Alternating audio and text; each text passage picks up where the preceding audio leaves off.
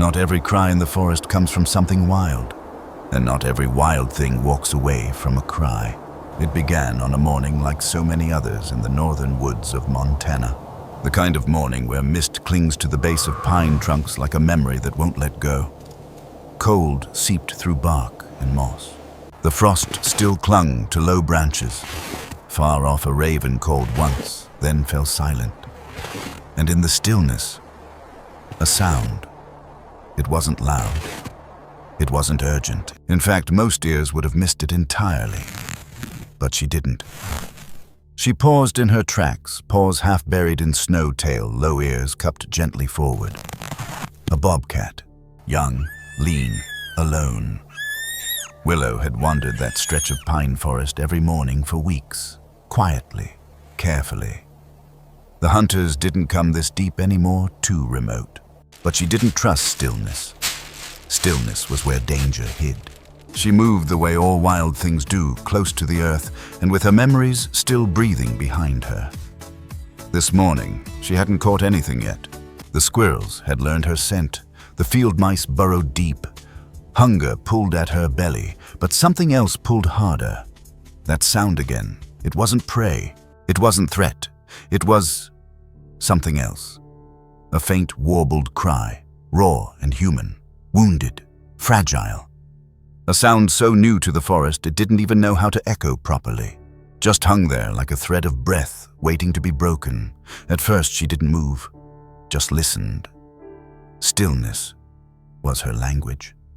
Bobcats don't chase, they wait, watch, assess. And Willow, though young, had learned the cost of moving too fast. The last time she had, it had cost her a litter. No one in the trees knew.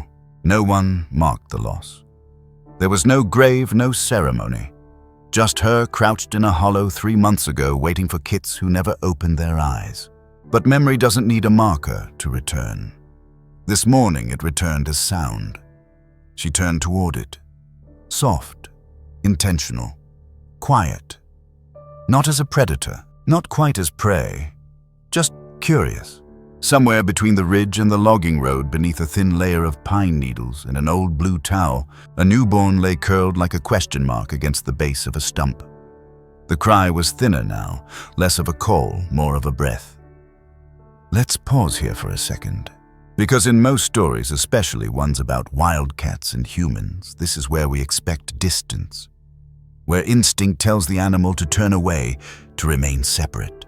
That's the line we draw between us and them. But sometimes, something blurs the line. I want you to imagine being there.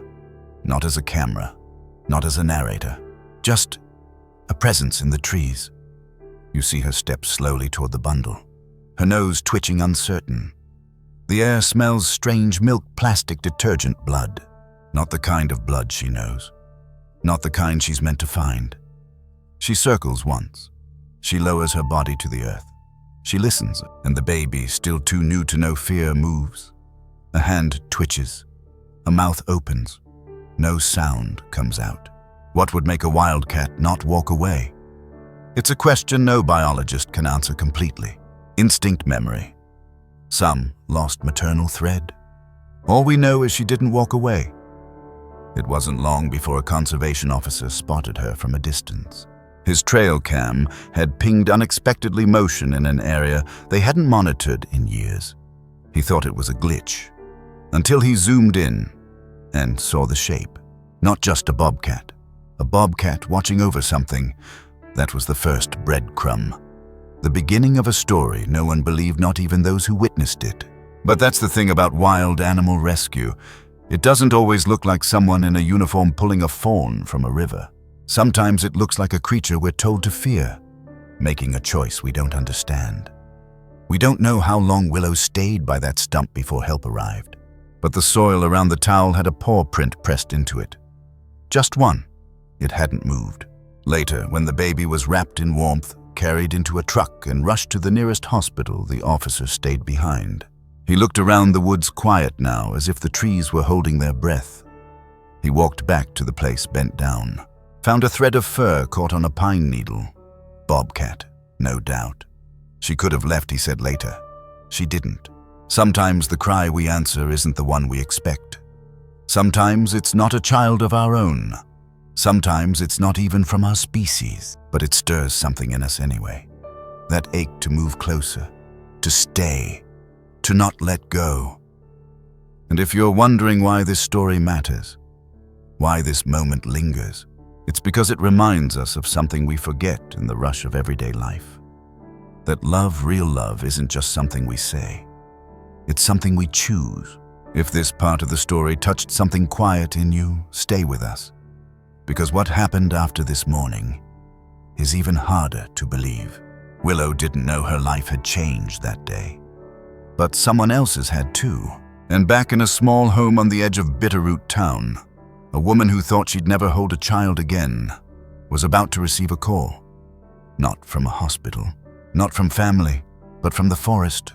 Before she ever found the child, she'd already lost her world. And maybe that's why she couldn't walk away.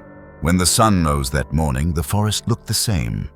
Snow along the ridges, mist threading through the spruce crows, sweeping low across the clearing. But for one wild creature, the morning had never been ordinary. Not since the frost came early that year. Willow the bobcat of Bitterroot had once known what it meant to have a den. A hollow between roots. Warm earth lined with moss she'd gathered herself. She'd waited there through the late spring storms, belly heavy, heart restless. And then life came. Small, blind, breathing life. 2 kits. One survived only a night, the other made it 3. By the time the snow melted, silence had returned to the den. Wild animals don't bury their dead. They leave them to the forest, and the forest takes them back. But Willow didn't leave for days. She stayed pawing gently at the earth, her head pressed low. She didn't eat. She didn't drink. She only listened to the quiet, as if expecting the faint hum of a heartbeat to start again. It never did. When she finally rose, her fur was dull, her body thinner, and her eyes older. Something had gone missing inside her. Something she couldn't name, but carried like a scent that never faded. It's easy to say that's just nature. But if you've ever lost something you loved, if you've ever stood in an empty room, still full of the sound of what used to be, you know that grief isn't only human. Sometimes it hides behind instinct, sometimes it wears fur. Through that summer, Willow roamed the Bitterroot backcountry. She stayed near the same valley, hunting small, sleeping less. At night, she'd return to the edge of the old den, never stepping inside. A soft growl would rise in her chest sometimes, low, almost like she was arguing with the silence. The trail cameras caught her often that season, alone pacing the same tree line, then disappearing again into the dark. Locals started calling her the ghost cat. No mate, no kits, just a shadow. But she wasn't a ghost. She was surviving. And if you've ever had to go on, when you didn't want to, you know there's a kind of quiet strength in that one that doesn't make noise, but holds the world together anyway. That's the Willow the forest knew before the morning she found the baby. An animal who'd already learned what loss meant and what it cost to stay alive after it. When she heard that human cry in the snow, it wasn't curiosity that stopped her. It was recognition. It sounded like what she'd once tried to save, like what she'd failed to keep. Bobcats are solitary by nature. They don't rescue. They don't share food or dens or warmth. They survive by distance. But the truth is, even in the wild, distance doesn't mean indifference. Think of how the deer stand guard over one another's fawns when coyotes circle too close. Think of how crows bring food to their old and injured. Think of how a stray dog will curl around another in the cold. No reason, no reward. Life recognizes life. And that morning, Willow did too. When the rescue team found her, she was thin ribs showing beneath her coat. But her body was coiled protectively around the newborn. No growling, no aggression, just stillness. When one of the rangers moved too fast, she hissed, not out of fear but warning. "You can take him, but you do it right." That's what her eyes seemed to say. They had to tranquilize her to reach the baby safely. Even then, she didn't thrash or fight. She simply went still, as if she'd decided her part was done. They carried the infant away in a blanket, small pink breathing shallowly. The ranger said he could still feel the warmth of her fur against the baby's skin. That warmth had kept him alive through the night. No one could explain how long she'd stayed or why she hadn't left. But if you ask me, maybe she'd stayed because she remembered what cold takes away. There's a word biologists use for animals like Willow: survivor. But words like that miss something. They measure survival by years, by offspring, by genetic line. They don't measure the kind of survival that happens inside when something fragile breaks and somehow you keep breathing anyway. When the rescue truck pulled away that morning, the forest went quiet again. And for the first time in months, the old den stood empty without her returning to it. The snow fell in slow, heavy flakes. By noon, all that remained of the scene was a faint trail of paw prints leading back toward the ridgeline. Willow's prints, heading somewhere new. Maybe she didn't know what she'd done. Maybe she did. We'll never know what a bobcat understands. But if you've ever looked into the eyes of an animal, really looked, you know they hold more than instinct. They hold memory, they hold choice, and sometimes they hold mercy. When news of the rescue reached the nearby town of Bitterroot Hollow, people couldn't stop talking about it. Some called it luck. Some called it nature. Some whispered it was a sign. And a few those who'd lived long enough to know that miracles don't always come dressed in white just nodded quietly and said, "That cat knew." It's easy to dismiss a story like this as coincidence. But maybe the point isn't whether the bobcat knew what she was doing. Maybe it's that she did something we forget how to do. She listened. She didn't run from the sound of pain. She moved toward it. That's not instinct. That's empathy in motion. And maybe that's what connects us more than anything else. Not language, not reason, not even love as we define it, but that quiet impulse to answer a cry that isn't our own. If you've ever held a frightened animal, or comforted a child that wasn't yours, or stayed up all night because someone needed you to, then you already know what Willow knew. That healing doesn't always come from the ones who look like us. Sometimes it comes from the wild. A few days after the rescue, the ranger who tranquilized Willow returned to check the area. He found her tracks again, crossing the frozen creek bed, leading into higher country. She was alive, moving strong. He smiled when he saw it. Then he said something he probably didn't mean anyone else to hear. "Looks like she found her den after all." But maybe den doesn't always mean a place. Maybe it means the moment you stop running from what hurt you and finally face it again. In saving that baby, Willow had stepped back into the space she'd once lost. Not to live there, but to honor what was still sacred about it. For every rescue we witness in the world, there's another we never see. A moment when something wild, animal, or human chooses compassion over survival. And that quiet choice changes the story, even if no one's there to record it. That's what the best wildlife rescue stories remind us of. That nature isn't cruel by default, it's simply honest. And sometimes that honesty holds more grace than anything we create. If you've ever found comfort in the presence of an animal, if one has ever sat beside you when no one else did stay with us. Because this story isn't done. Willow may have walked back into the forest, but the life she saved was about to cross her path again in a way no one could have imagined.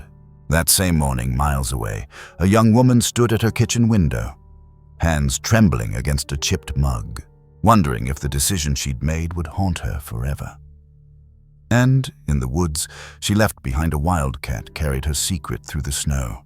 This section keeps a steady emotional current, gentle, cinematic, deeply human, yet centered on the bobcat's experience. It integrates the keywords bobcat, wild animal rescue, animal companionship. Wildlife rescue naturally reinforces empathy and lays emotional groundwork for the next part. The moment of discovery from both perspectives, the child's and the mother's. Most people think the forest is silent at dawn, but silence isn't the same as emptiness. Sometimes what you don't hear is what matters most. There's a place deep in the Bitterroot woods where the trees grow so close together that light has to fight its way in. It's the kind of place where time seems slower, like even the wind knows not to rush. That's where Willow stopped. The snow was fresh from the night before, unmarked, but for the faint drag of her paws. Her breath hung in clouds around her face. The air was thick with the smell of pine and cold earth, and underneath it all, something else. A smell she didn't recognize. It wasn't wild. It wasn't rot. It was foreign. Fabric, soap, human.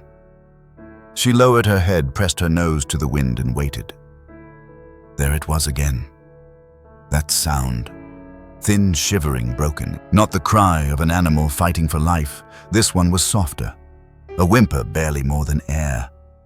Willow tilted her ears forward, and then she saw it. At the base of a pine stump where the roots made a cradle lay a bundle. A small blue towel frayed at the edges, dusted with snow. The cry came from inside it. She stepped closer, one paw at a time, leaving half-moon prints behind her. The towel moved, a tiny hand, pale, trembling. For a moment, she froze. Her body wanted to turn away, to retreat into the comfort of instinct. Bobcats don't linger around what they can't understand. But something deeper, older even than fear, held her still. It was cold enough to steal breath. The wind crept through the branches, carrying the sound of something distant, a crow's call, a branch cracking under snow. But this small cry beneath the stump cut through all of it. She crouched lower, eyes level with the bundle. Her whiskers twitched. Her breath stirred the snowflakes that clung to the towel's edge. No movement, then a twitch, a faint sound, a heartbeat against silence. If you've ever watched an animal decide something, you know the moment is quiet. They don't debate. They don't weigh the odds. They feel, and then they act. That's what Willow did.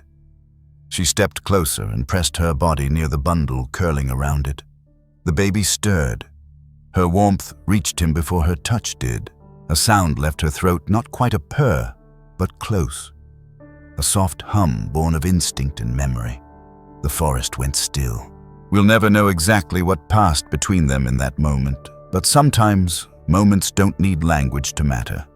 It might have been 1 minute or 1 hour. The cameras would later show her lying there, motionless, her fur rising and falling, snow melting slowly across her back.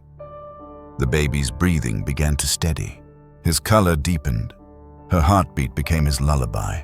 A biologist once said that nature always finds a way to restore balance. But this didn't feel like balance. It felt like mercy.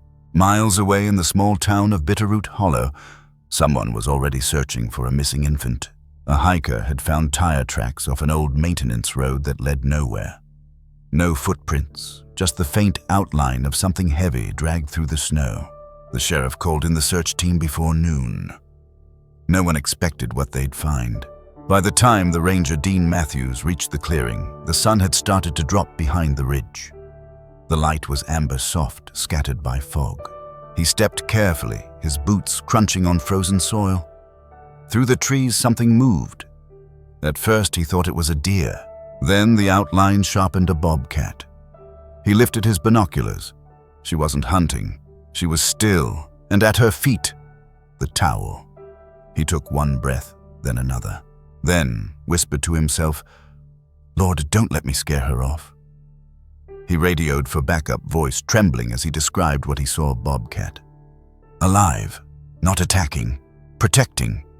There's a baby. The team didn't believe him. Not until they arrived and saw it themselves. A mother's pose, but not a mother's child. A wildcat, teeth sharp enough to tear flesh, sitting guard over something so human, so helpless. When Dean stepped closer, Willow looked up. Her gaze didn't waver. She didn't run. He stopped a few feet away, heart pounding. The air between them felt sacred, like crossing it might break something fragile. He spoke softly. "It's okay, girl. We've got him now." She blinked once, slowly, then lowered her head again. It took hours to bring them both in safely. They tranquilized her gently, making sure she wasn't harmed. The baby was lifted from the snow, cold but alive. Later, when Dean replayed the footage from his body camera, there was one detail he couldn't stop watching. As they lifted the baby away, Willow stirred. Her paw reached out, once barely touching the edge of the towel, as if reluctant to let go. Even sedated, her body leaned toward the space where the child had been. Dean said it almost looked like she was asking, "Is he okay?" That clip would go viral later. People would watch it millions of times. Some called it a miracle. Some called it proof that animals feel more than we give them credit for. Others said it was just instinct, a fluke of behavior. But anyone who's ever lived close to the land, who's watched a barn cat guard the chickens, she wasn't meant to love, or a stray dog watch over a lost child, knew better. This wasn't random. This was connection. In the wildlife shelter later that night, when the vet checked Willow's body for signs of stress or injury, they found something unexpected. Her milk had come in, not enough to nurse, but enough to show her body had remembered what it meant to care. Something inside her had responded to that cry, not with hunger, but with healing. If you've ever lost someone and later found yourself drawn to protect, to help to love again, you know what that means. It's not forgetting. It's remembering differently. For Willow, the forest wasn't empty anymore. It carried new breath, new warmth, a tiny heartbeat where silence used to live. And maybe that's what keeps us all going, the small, unexpected ways. Life fills the spaces we thought were gone for good. When Dean returned home that night, he told his wife, "I've seen rescues before, but never like this. Not one that made me feel like something was looking out for all of us." She didn't answer right away, just reached for his hand. Because sometimes words are too small for the weight of wonder. There are people who believe animals act only from survival, from instinct. But what if instinct is compassion in its most ancient form? Before we named it love, maybe it was simply the pull to protect what's fragile, the pull to stand between the cold and the living. That's what Willow did. And in doing so, she reminded us that the wild isn't heartless, it's honest. If you've ever felt that quiet pull to protect something smaller than yourself, to feed a stray, to rescue, to listen instead of walk away, stay with us. Because this story isn't about a single act of kindness in the woods. It's about how that act rippled outward, changing lives far beyond the trees. That same night, as the baby slept beneath hospital lights, miles away, a young woman sat in a parked car, staring at her hands, unable to turn the key. She had left something behind in the forest, but part of her hadn't left at all. Sometimes the hardest thing a person ever does isn't leaving. It's surviving the reason why. By the time the hospital lights flickered on in Bitterroot County, word of the baby in the woods had spread quietly. The nurses spoke in half whispers. The sheriff's deputy called it a miracle. And in one corner of the waiting room, a young woman sat alone, fingers twisting the edge of her coat until the fabric began to fray. Her name was Lena Marquez, but no one at the hospital knew that. Because she wasn't there to visit, she was there to disappear. She hadn't slept in 2 days. Her body still trembled from labor. Something she had gone through alone.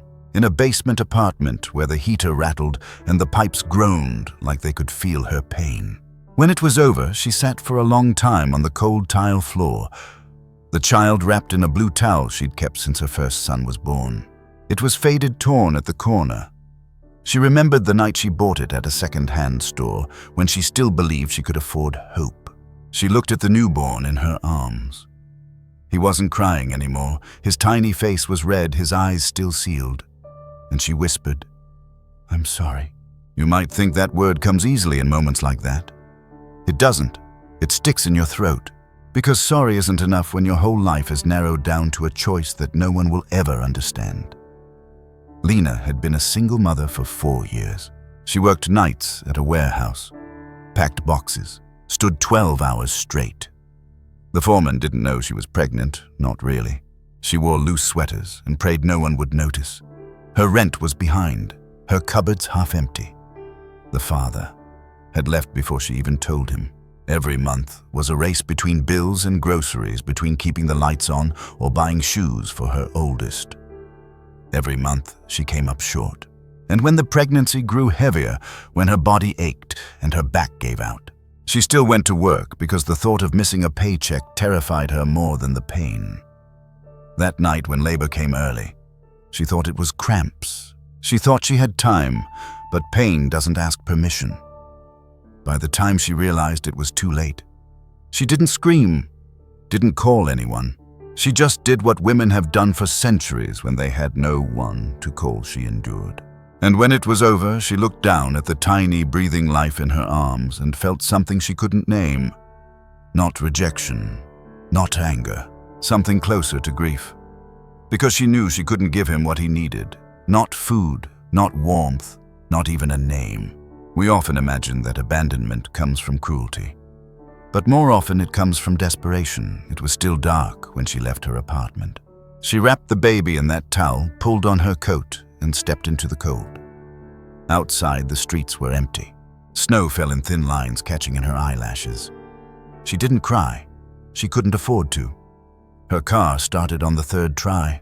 She drove north past the edge of town down a service road that wound toward the tree line. At one point, she almost turned back. She even pulled over. But then, she looked at the baby's tiny face and whispered again, "You deserve more." And maybe in her own way, she believed she was giving him that. When she reached the clearing, she got out, knees shaking. The wind cut through her coat. The baby stirred once, then went still. She placed him under a stump, the towel tucked tight around him as if she could protect him just a little longer. Then she stood there for a long time, listening, waiting for something she didn't know what. Maybe forgiveness, maybe courage. And when nothing came, she turned and walked away. People say you can't leave part of yourself behind, but that's not true. She left the best part of herself there in the woods in the cold, in the hope that someone or something would hear him before it was too late. She didn't look back, not once, because if she had, she wouldn't have had the strength to go. At sunrise, she pulled her car into a gas station on the highway. She bought coffee. The clerk smiled, said, "Rough morning?" She nodded. "Yeah, something like that." Her hands shook when she reached for her wallet. Inside was $22. She thought about calling someone, her mother maybe. But her mother hadn't spoken to her since the first baby. Too much shame. Too many "I told you so's." So she drove to the hospital, parked outside, and just sat there. Because even if she couldn't say who she was, she needed to know he'd been found. That's how she heard. Through the radio in her car, tuned low. A local report. An infant discovered alive near Bitterroot Pines this morning. Wildlife rescue teams say the baby was found protected by a bobcat. Authorities are calling it a miracle. She froze. A bobcat. She turned the volume up, her breath catching. The announcer repeated it, protected by a wild bobcat believed to have kept the baby warm through the night. Her hand went to her mouth. Tears broke through the numbness. "I didn't mean to," she whispered. "I didn't mean to leave him like that." That moment was the first time she let herself cry. Not because of what she'd done, but because someone had answered her prayer. Not the way she expected, not the way she deserved, but enough. Sometimes mercy doesn't come from people. It comes from places that have never spoken our language, but somehow still understand our fear. For Lena, that mercy came with fur and claws and golden eyes that saw her child not as prey, but as something worth saving. She didn't know the bobcat's name, or that it was a female, or that she'd lost her own kits that spring. But maybe that's how miracles work. They find the broken pieces that recognize one another. And even when we can't face what we've done, grace steps in quietly through the wild, through the unexplainable, and fills the space where guilt once lived. The police would later find Lena. A neighbor had noticed her car gone overnight and called in concern. When they questioned her, she didn't deny it, didn't argue. She just said, "I couldn't feed him, but I prayed someone would find him." The sheriff said her voice never rose above a whisper. It wasn't the tone of a criminal. It was the tone of someone who had run out of ways to ask for help. In small towns, news travels faster than forgiveness. But not everyone judged her. A few women, mothers, grandmothers, left baskets of food on her porch after she was released. They didn't sign their names. They didn't need to. Because compassion doesn't always announce itself. Sometimes it just shows up quietly and leaves before you can thank it. Lena's story isn't one of villainy. It's one of silence, of how easy it is to fall through the cracks when the world assumes someone else is listening. Her story makes us ask the questions we'd rather avoid.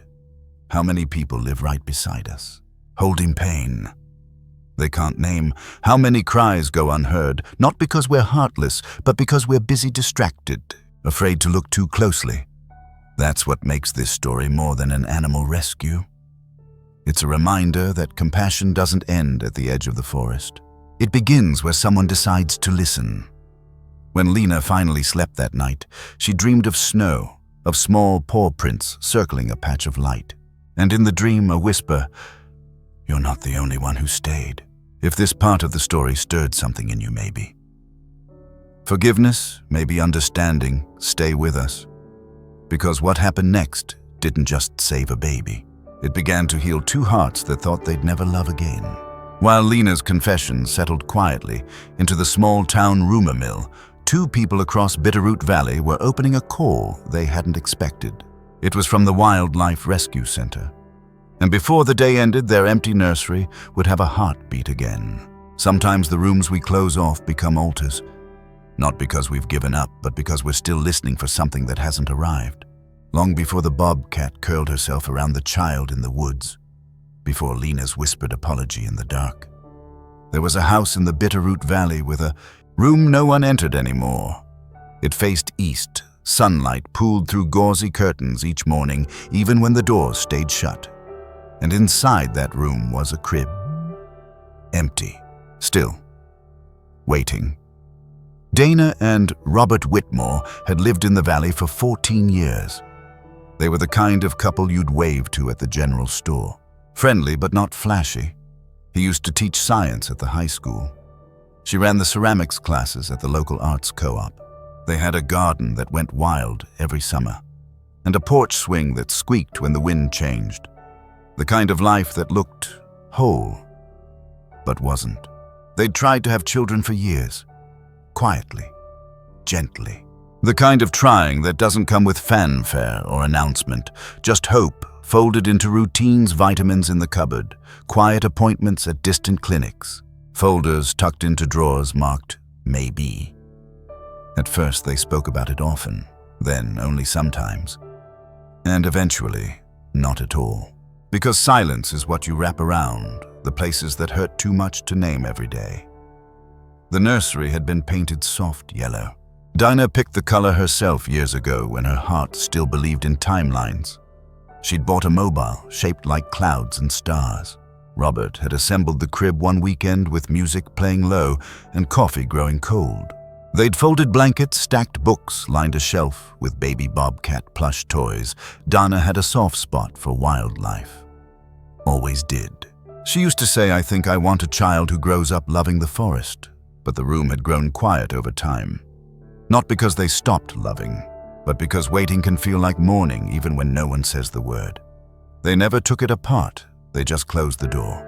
Like so many doors in quiet homes across the country, it stayed closed, not from neglect, but from tenderness, too large to carry every day.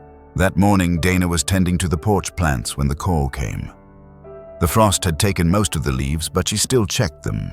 It wasn't about growth anymore. It was about care. The phone buzzed on the kitchen counter. She let it ring twice. When she answered, she didn't expect to hear the voice on the other end. It was from the Bitterroot Wildlife Rescue Center, where she volunteered once a week helping wash bedding, logging injured fawn, feeding orphaned raccoons. "Dana," the voice said.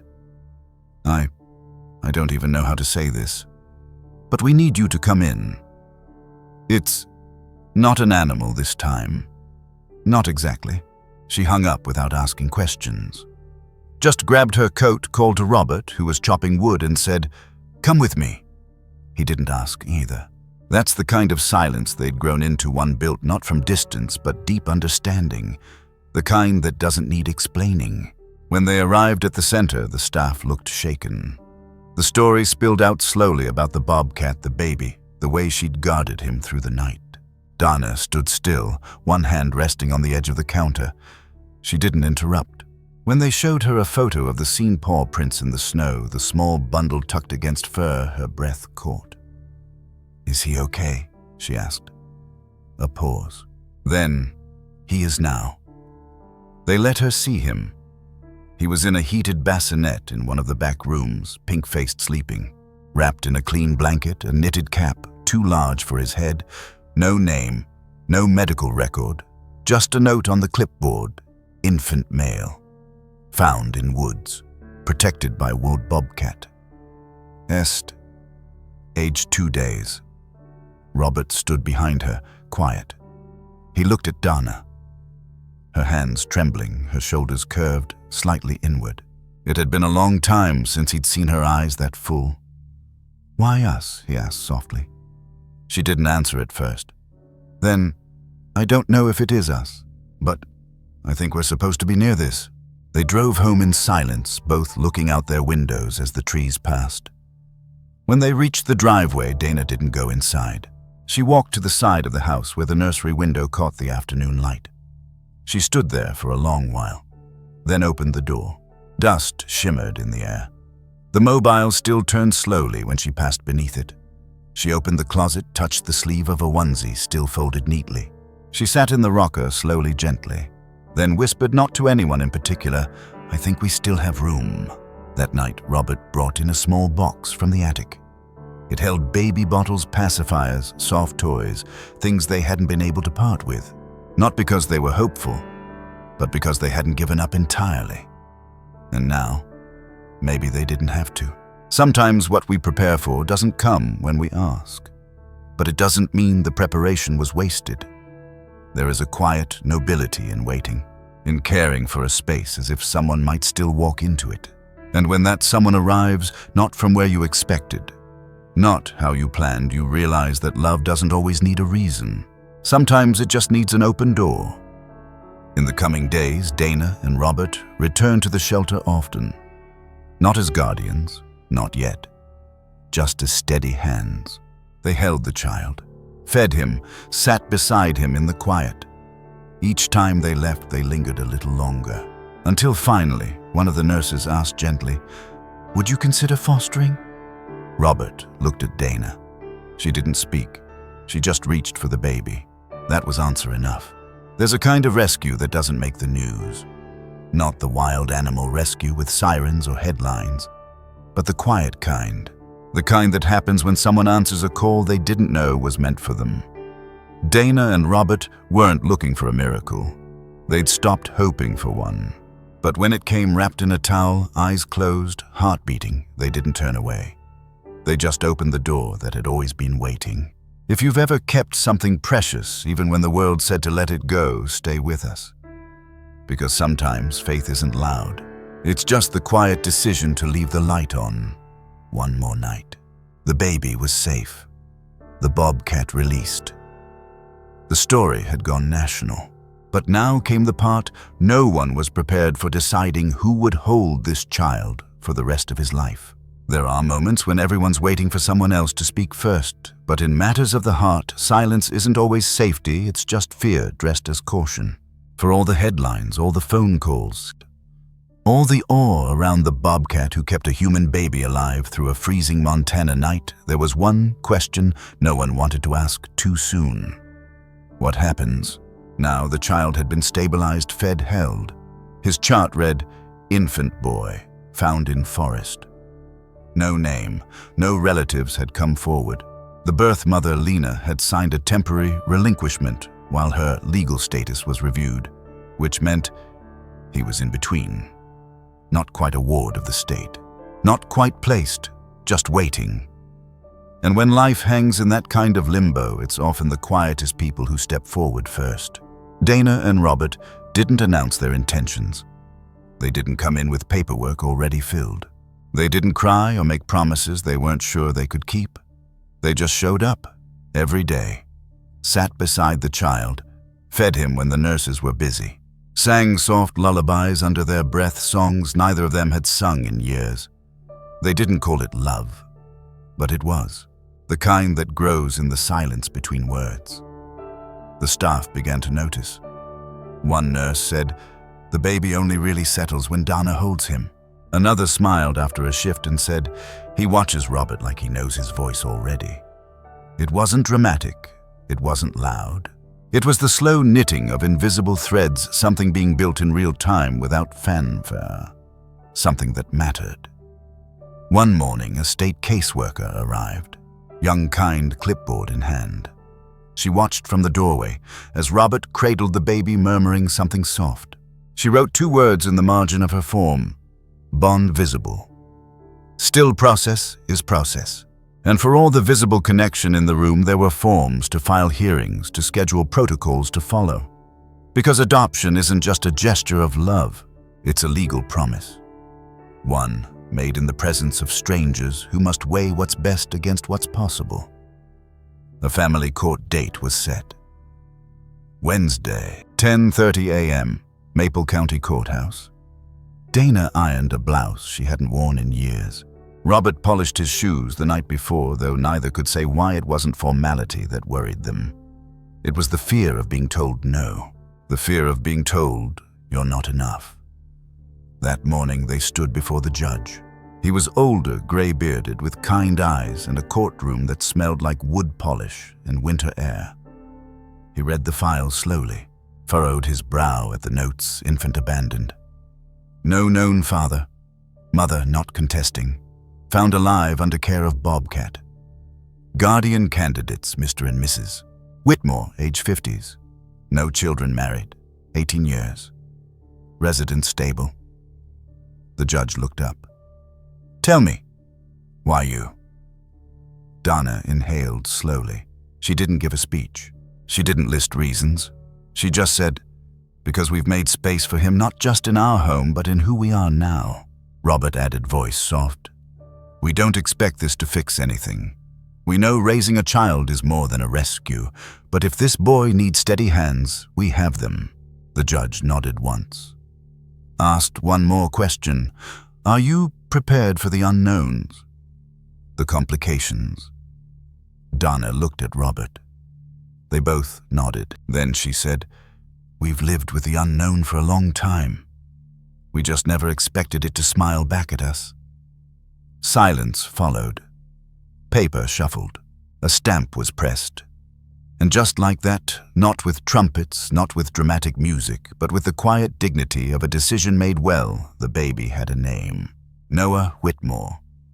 Outside it had started to snow again, light flakes falling like a hush across the courthouse steps. Robert wrapped the baby in the same knit blanket Dana had made years ago, thinking she'd never use it. The color had faded slightly, but the softness had remained, much like her. They drove home slowly, windshield wipers brushing snow aside in steady rhythm. Noah slept the whole way, and when they crossed into their driveway, Robert turned to Dana and asked quietly, You ready to open that door again? She didn't answer. She just smiled and carried her son inside. Parenthood doesn't always arrive the way you imagined. Sometimes it doesn't arrive at all. But when it does, when it finally finds its way to your doorstep, you realize it was never about being ready. It was about being willing, to hold, to stay, to love someone who doesn't come from you but somehow feels like home. Dana lit a candle that evening, not for ceremony, just stillness, gratitude. They placed a photo above the mantel. It was just the 3 of them, Noah nestled in their arms, and beside it a wooden plaque from a wildlife auction Donna had bid on years ago. It read, Guardians of the Wild. She never knew why she'd wanted it, until now.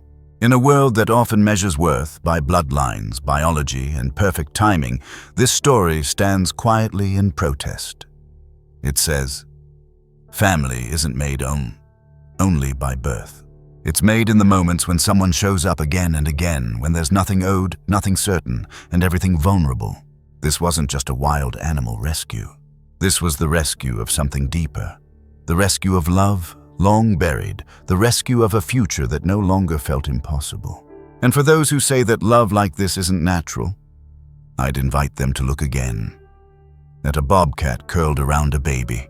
At a woman opening a door she thought would stay closed forever. At a man rocking a child who shared none of his blood, but all of his heart. If you've ever believed that love can arrive late, but still right on time, stay with us. Because this story isn't over. In fact, the most unexpected reunion is still to come. While Dana and Robert began their new chapter with Noah back in the forest, a soft trail of paw prints reappeared near the edge of the ridge. Willow had been released weeks earlier. No tracking collar, no fanfare. But something was drawing her close again, not to claim, but to witness. Some goodbyes don't come with closure. Just a sense of peace so deep you realize it wasn't goodbye after all. It had been just over 5 weeks since Willow was released. No collar, no tracking chip. Just a narrow opening in the wire gate, the scent of pine in the wind, and the quiet understanding. You're free now. She stepped out without hesitation. Lean, alert, wary, but not rushed. There was no ceremony, no crowd. Just one wildlife officer leaning on a post, watching her disappear through the brush like a thought unspoken. In the days that followed, the forest welcomed her back.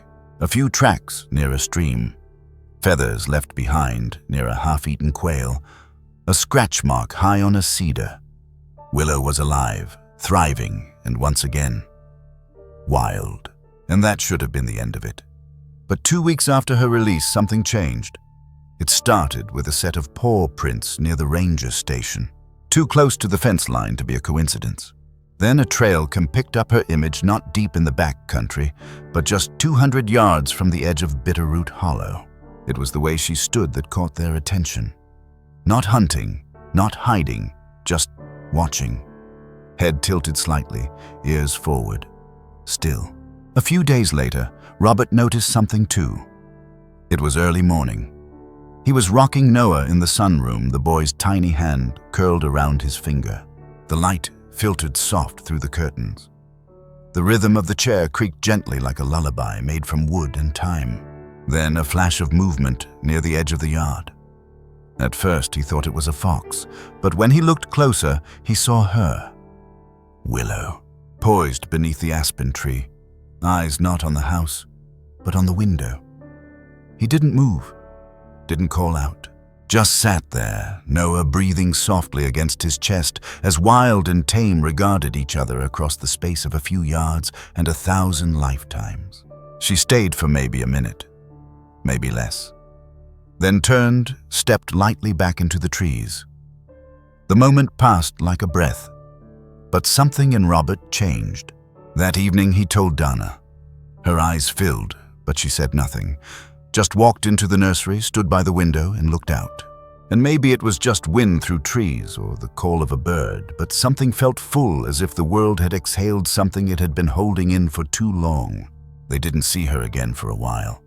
But signs came. More paw prints, a single feather left at the back fence, and once a tuft of fur caught on the lower gate. It was as if Willow hadn't vanished. She'd simply stepped aside like a guardian whose task had been completed. There's a kind of love that doesn't cling. It doesn't ask to be remembered, doesn't need credit. It just gives fully silently and then steps back into the quiet. That's what Willow had done. She didn't stay to watch Noah grow. She didn't become a pet or a legend or a symbol. She just was, a creature of instinct, of memory, and maybe of mercy. One late afternoon in March, Dana walked Noah through the garden, wrapped snug against her chest.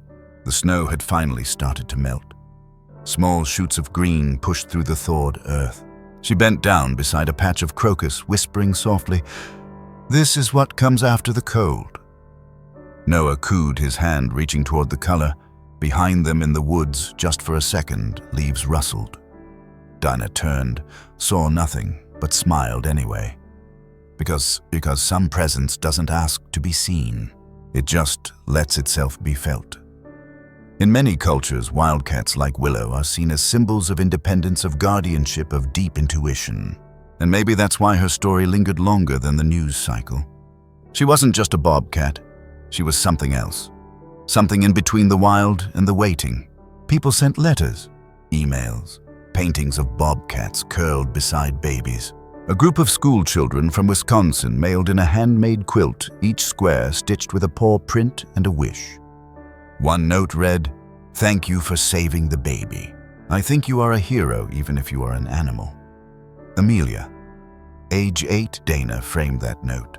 It hangs in the nursery next to the shelf of soft plush animals, including a new one, a bobcat with golden eyes and stitched whiskers. We often think of heroism in terms of action, fast, bold, visible. But sometimes the bravest thing isn't the leap, it's the stay. Staying beside someone cold and vulnerable. Staying near long enough for help to arrive. Staying present even when no one may ever know you were there. That's what Willow did. And maybe that's what love is too. Not always fireworks. Sometimes. Just presence. A watchful eye in the trees. A quiet pause in the rhythm of the woods. A gift left behind, not for recognition, but because it was the only thing left to give. When wildlife rangers tried to find her again weeks later, they couldn't. The tracks had faded. The fur was gone. No more camera triggers. It was like she'd never been there at all. Except everyone knew she had. And that was enough. If you've ever let go of something you loved, not because you wanted to, but because it was time, stay with us. Because sometimes the act of letting go is the greatest act of love there is. Noah would grow older, and the world would give him stories of where he came from, some true, some softened by memory. But one story would never leave him, the one written in paw prints in winter air and in the hearts of those who chose him. And in time he'd come to understand that not all rescues are about survival. Some are about becoming whole again. Most miracles don't leave marks you can see, but sometimes they leave just enough to follow home. Noah never remembered the night the bobcat saved him. But sometimes, just before bed, he'd turn his face toward the trees outside his window as if listening for something the rest of the world had forgotten. A sound only he could hear, a silence that somehow comforted him more than words. By the time he was 5, he'd started asking questions not about the facts, but about the feelings. Did she know I was a baby? Was she scared? Do you think she loved me, even just a little? Dana and Robert never rushed their answers. They never wrapped the truth in too much softness, but they always gave it gently. They'd tell him about the night in the woods, about the towel, the snow, the paw prints, about how a bobcat, a creature meant to live wild, alone, and afraid of humans, had made room for him in her world. She didn't love you the way we do, Dana once said softly. But for one night she gave you everything she had. And somehow, that was enough. When Noah was 7, he painted her. On a large sheet of canvas paper with messy brush strokes and too much green.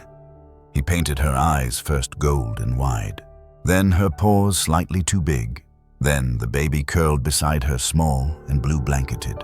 At the top of the page in careful, uneven handwriting, he wrote, "For Willow, my first family." They framed it, hung it above the mantel next to the photo of their first day as a family. And every night after that, when the lamp in the hallway dimmed and the house fell into the gentle hush of sleep, Dana would pause at the door to his room. She'd look at the curve of his back beneath the covers, the soft, steady breath, and whisper a quiet thank you into the dark. Not to fate, not to chance, to a creature who would never hear her words, but who had heard something else long ago, something small, something crying, something worth saving. Years passed. Noah grew. He was curious and kind, loved animals, especially big cats. He knew the difference between a cougar and a lynx before most kids could spell carnivore. He could mimic a bobcat scream so well it startled the neighbor's dog. At school, when asked to write about family, he didn't hesitate. I have 2 parents, one bobcat in a forest I might never see again but still dream about sometimes. One summer, Dana took him to visit a wildlife rescue center. They walked past the enclosures, foxes, owls, raccoons. At the far end was a newly rescued bobcat cub, recently orphaned, curled in a corner of the shade. Noah didn't run to the fence. He approached slowly, crouched low, and just watched. Minutes passed. Then the cub lifted her head. Not afraid, just aware. Their eyes met. And in that quiet, it was hard to tell who was observing whom. The rescue volunteer leaned over and said, "She doesn't usually come that close." Noah didn't say anything, just smiled. Later, he placed a small donation in the box marked, "Help us care for animals like her." He didn't do it because someone asked. He did it because he understood deeply that once someone had done it for him. There are stories we tell because they're unbelievable. A wild animal shelters a newborn. A bobcat becomes a protector. A forest becomes the first home for a baby not meant to survive the night. But some stories stay with us, not because they're unbelievable, but because they help us believe in something again. In a world where too much feels sharp, fast, or far away, this story reminds us that stillness matters. That protection comes in many forms. That sometimes the smallest body can hold the greatest meaning. That even in the coldest places, warmth can still find a way through. You see, this was never just a story about rescue. It wasn't just about wildlife rescue or kitten rescue or animal companionship, though those threads are real and beautiful. It was about the choice to stay near something fragile. The wildcat could have run. The couple could have said no. The world could have turned away. But it didn't. Instead, each piece moved gently toward the center, toward connection, toward healing, toward love. A bobcat chose to lie down beside a child. A woman opened a door she thought she'd closed for good. A mother gave what little she had, and in doing so made room for something greater than herself. And Noah became the thread that tied them all together. Proof that big things can start in quiet places. That heartwarming stories don't need to shout to be heard. That healing sometimes comes through fur, through pause, through silence. We often talk about what divides us: species, circumstance, biology. But sometimes it's what connects us that matters more. The cry that reaches beyond instinct. The gesture that crosses the boundary of wild and tame. The soft surrender of one life into the care of another. That's not science. That's something older. Something that lives deep in the bones of this world. Something that tells us you are not alone. If you're still here, still listening, still breathing a little slower than when this story began, I want to thank you. Because stories like this don't end when the credits roll. They live in the small choices we make every day. To care, to pause, to see. So before you go, to take a moment for yourself. Ask, who or what have I been given to protect? Where in my life have I been rescued? Maybe not by a bobcat, but by kindness, by grace. By someone who stayed.